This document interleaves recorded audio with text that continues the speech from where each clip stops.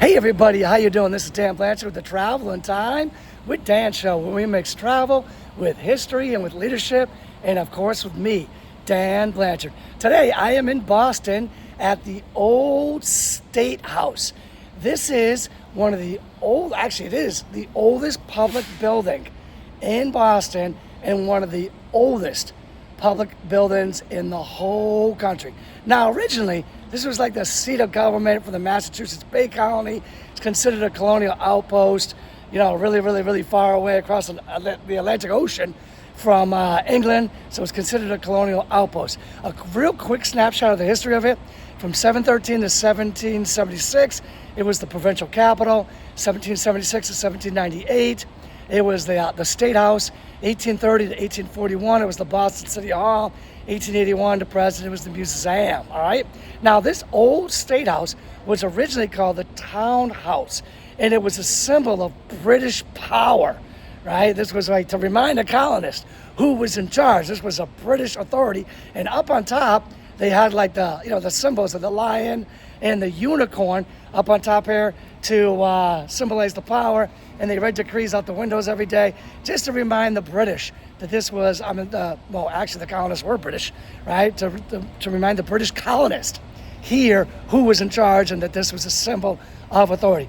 But eventually, there's going to be a colonist, a lawyer named James Otis, who's going to argue a case in here where we come up with the saying, a man's home is his castle. He argues that the British do not have the right to just go into anybody's home, the colonists' homes, and search their homes. They actually need search warrants to do that, right? And then, of course, Samuel Adams spent a lot of time here verbalizing his thoughts and feelings on British dominance of the colonists. And they said that this was kind of like the birth of the colonists. This is the place of the birth of the colonists starting to think a little bit differently, all right? Now, eventually, you're going to have a thing called the Boston Massacre. Is going to happen here. It's going to happen right under these windows. There's a circular cobblestone memorial of where the bloodshed took place, right? And this was a big deal. The people looking out the windows saw the Boston Massacre here. However, I do have to ask this question, right? Was the Boston Massacre really a massacre, or was it just really effective colonist propaganda to get the colonists really upset and to try to make the break from England? Something to think about. Could be argued a couple of different ways. Another big thing that happened here was the official reading of the Declaration of Independence took place outside the balcony for the first time. We know the Declaration of Independence was written in Philadelphia, but when it was presented and read to the Bostonians, it was read from the balcony of the State House, which today we call the Old State House. It fired up the mob. This is like this is it. This is different. Things have changed.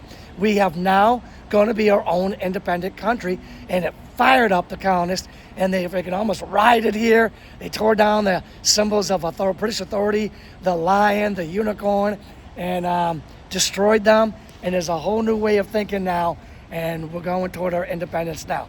All right, so this building changes. It transforms from a British symbol of authority to a symbol of growing conflict between the Brits and the colonies, and becomes a center of government for the colonists.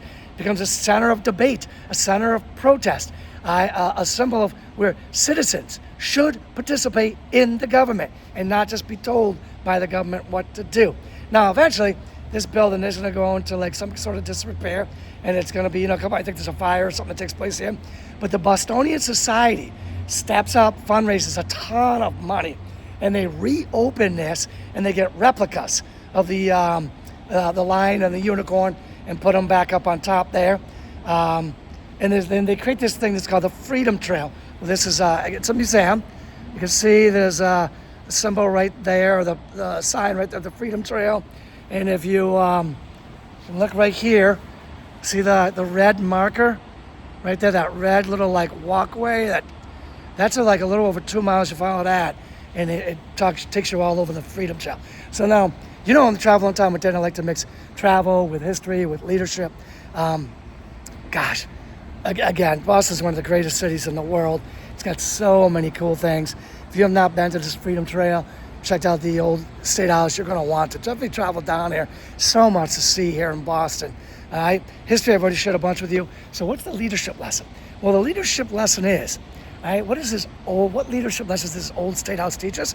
Well, it teaches us that leadership can help create lasting change. Courageous leadership can impact history for generations. Now, here we are, going on the 250th birthday of America.